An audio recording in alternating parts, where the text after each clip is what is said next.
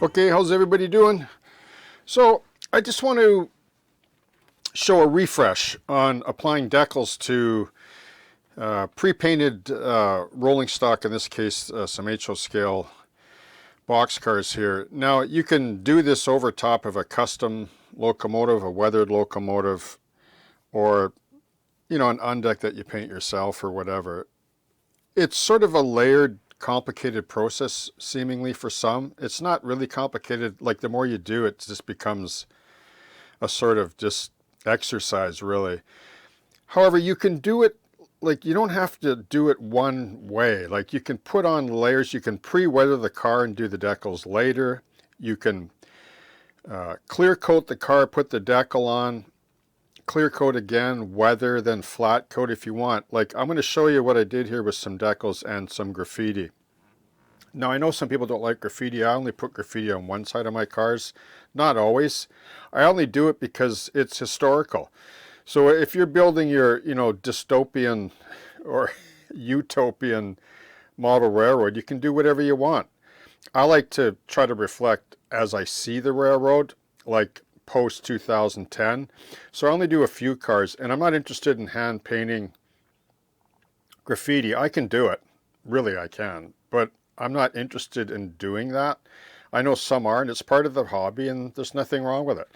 But I want to just show you quickly how I apply decals, and that you can really do it at any stage. So let me just go over these three cars briefly for you, and then you can try it yourself and see how it works out for you, okay?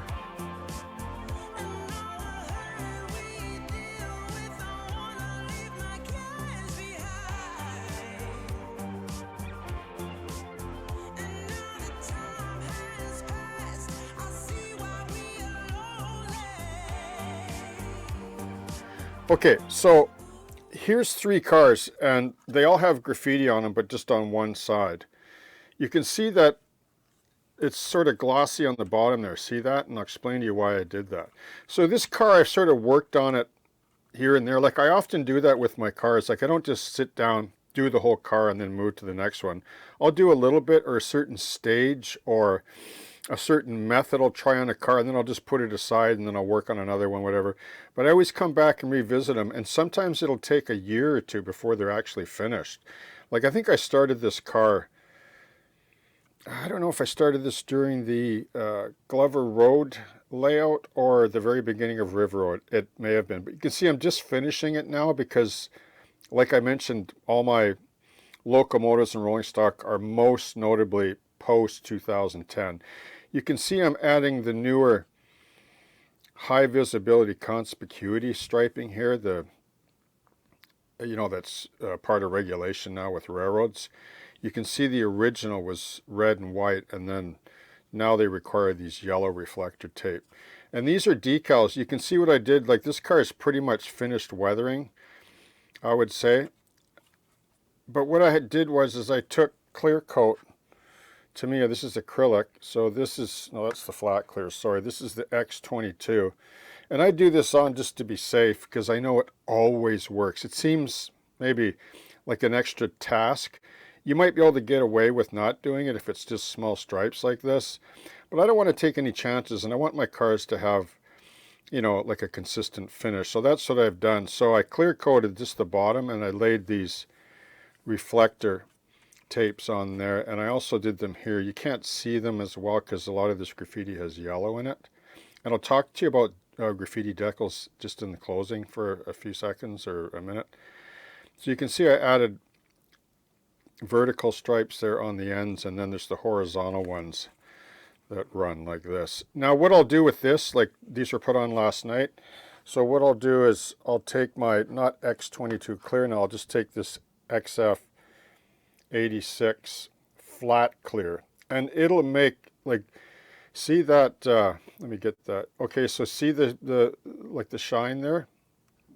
This is what it'll look like. Well, not, that's paint. Like I did that on purpose, that fade. But it'll have this flat look. Okay, and then these decals were put on processes before. So layer after layer, like it won't build up like if you use an airbrush. Like you'll never notice it. You can just keep doing it.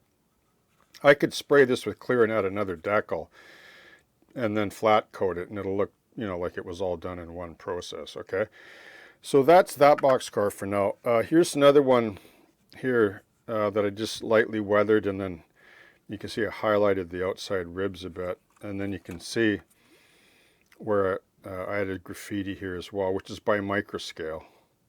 So this car is pretty much done too, and I just added, or no, I haven't added the safety stripes like the new ones on this yet. That's why I have this out. So I'll clear coat this once again with X22 clear, and then I'll do the same. I'll put the yellow reflectors on this car to reflect post 2010 rolling stock. Okay, so this is the car that I want to talk to you about, and I want to show you what you can do. You can see I've added the reflectors there. I want to show you what you can do when you weather graffiti, and if you want to brighten it up as well, which is why I use acrylics, and how or why I'll demonstrate IPA, isopropyl alcohol, and how you can remove these clear coats and paint and weathering on decals without wrecking the finish. Okay.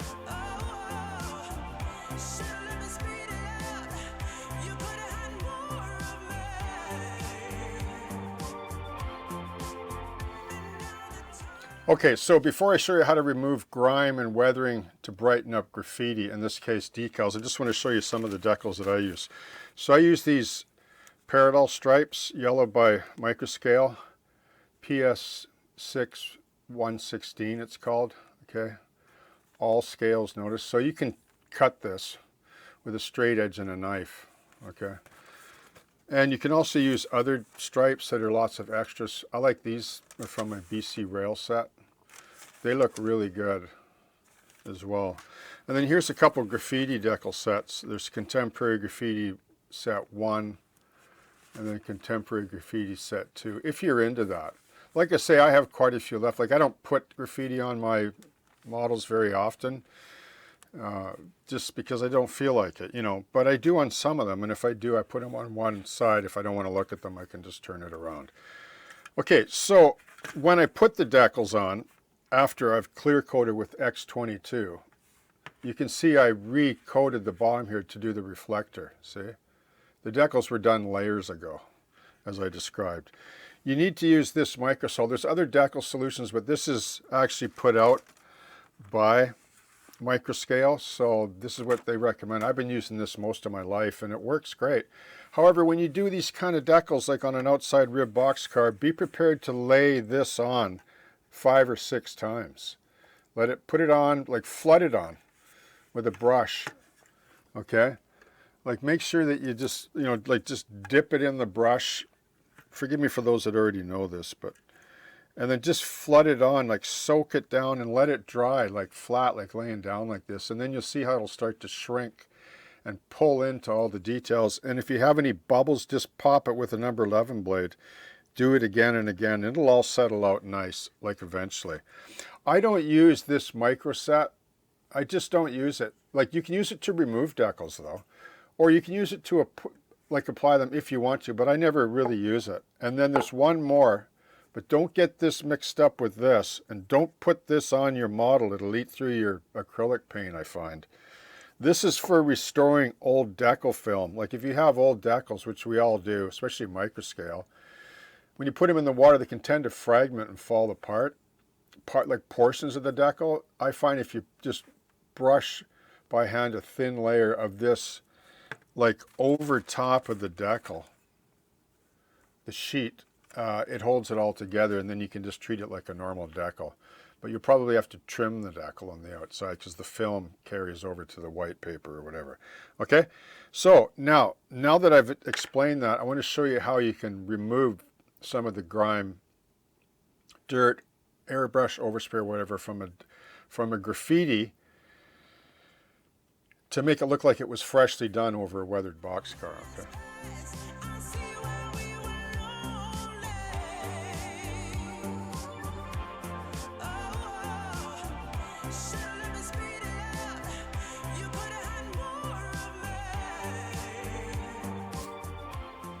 Okay, so what I do is I just take a little stubble brush like this. Any brush will work. And I use isopropyl alcohol 99%. You can probably use 50% or anything in between 50% and 99%. I just find the 99% works really good for cutting paint away. So I soak this brush just in a little cap, and then this is what I do is I pre-wet just the decal area down. And I find this works really well if you want to highlight like the font that's been faded or weathered over, and at the end you want to brighten. You can take a little detail brush just like this size if you want, and then with isopropyl alcohol you can just slowly rub it a little bit, and it just takes that, it just makes the font pop better.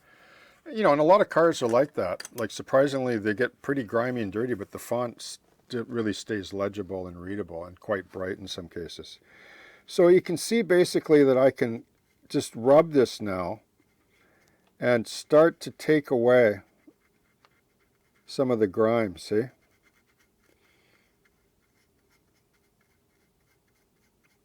Now, if this was enamel paint, you could do this, but you can't with acrylic. Like if the graffiti is hand painted with acrylic, you can't put isopropyl on it. You'll just cut through everything.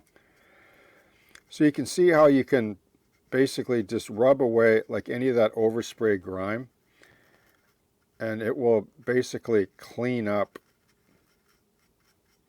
the graffiti paint so that it pops a little bit better. Okay, so that's one of the reasons why I use like acrylic paints like Tamiya and Vallejo as well, because they're both seemingly compatible. Although I only shoot this particular Tamiya with isopropyl alcohol. I don't use isopropyl alcohol with Vallejo. I'll mention it again. Use their recommended thinner. But they both, like, don't mix the two paints together, but you can lay them on top, either layer after layer, and then you can spray this over Vallejo as well, or Tamiya, and it works just fine. And you can remove Vallejo and Tamiya with IPA, which works just fine as well, because some of this weathering is actually Vallejo filters as well. Okay? Cheers, happy modeling, and I hope that you have a great day.